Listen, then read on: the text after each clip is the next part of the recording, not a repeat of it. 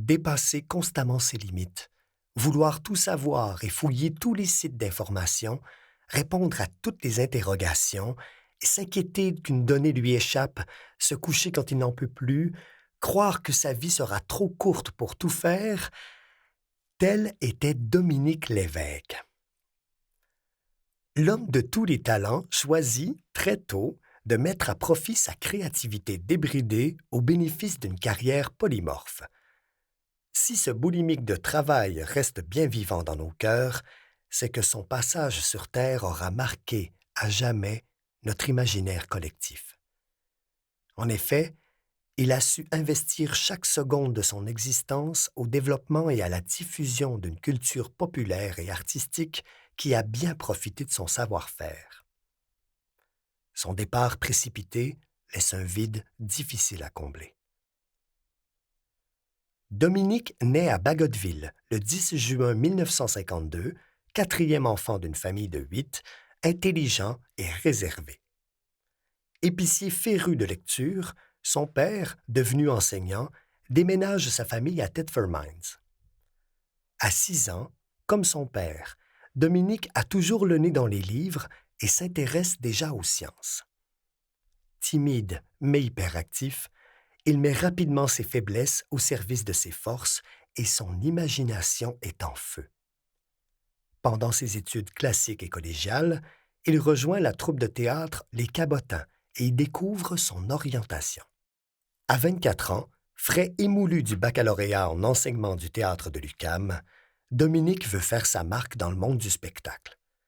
Guitariste et harmoniciste, malgré un trac difficilement surmontable qui ne le quittera jamais, il tente brièvement sa chance comme chansonnier ou comédien. Mais il est encore entraîné sur les traces de son père et rejoint le cégep de Jonquière pour y enseigner le français et le théâtre.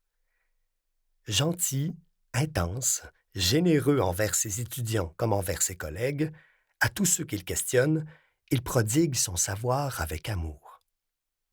Avec son indéfectible complice, Pierre-Paul Legendre, il enrichit ses contenus de cours et révise constamment ses méthodes d'apprentissage avec un brin d'ironie et de désinvolture. Son dynamisme est contagieux. Ainsi sont fondées, avec d'autres confrères, les productions Pépé Dom Charlot Marivon, qui diffusent 2 ou 3 spectacles professionnels par session et organisent un gigantesque festival pour la présentation de spectacles de leurs étudiants de théâtre. Bientôt, le parcours de Dominique dessine 2 voies parallèles intimement reliées. L'une où il sera généreusement attentif à son enseignement, l'autre où il multipliera ses expérimentations du monde du spectacle.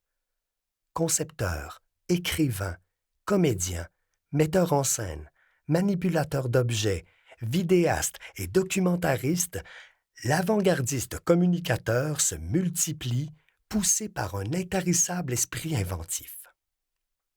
Il écrit d'abord une pièce archi-documentée, du mammouth à Elvis Presley, spectacle visionnaire aux multiples trouvailles qui embrasse l'évolution du monde des communications à une époque où Internet n'existe pas.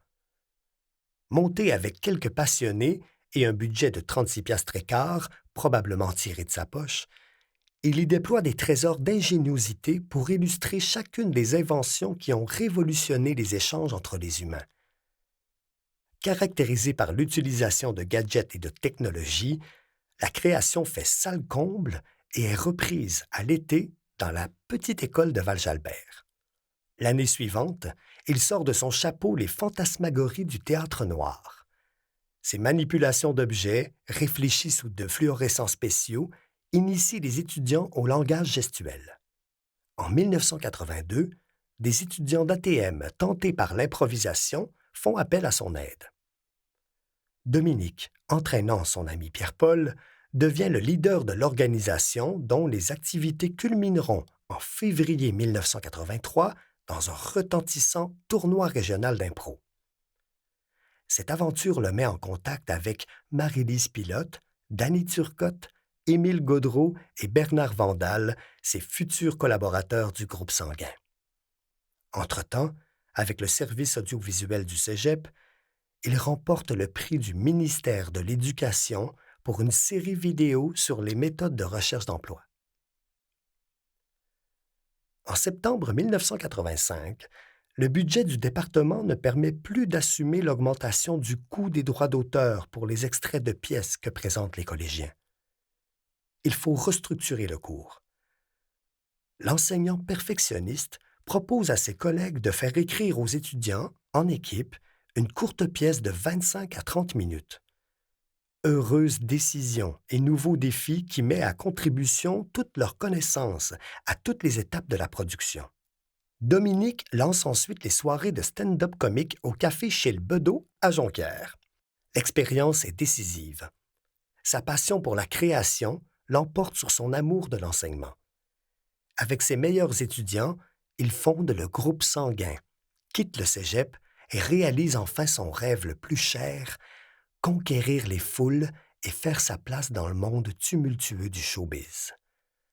De 1986 à 1990, le quintet émerveillera le public par ses numéros loufoques, ingénieux, acrobatiques et réglés comme des horloges. À partir de 1992, le duo Lévesque et Turcotte se constitue et se promène pendant 20 ans dans toutes les régions. 1 million de billets vendus et 2000 représentations dans toutes les salles du Québec populariseront, entre autres, les personnages inoubliables du gars fatigué, du concierge et du savant fou.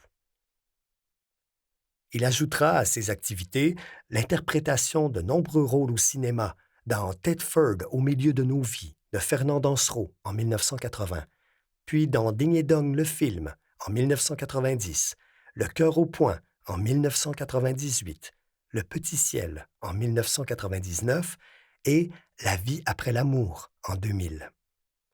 Il participe à l'écriture du scénario de 12 aveux, également de Fernand Dansereau, en 1982.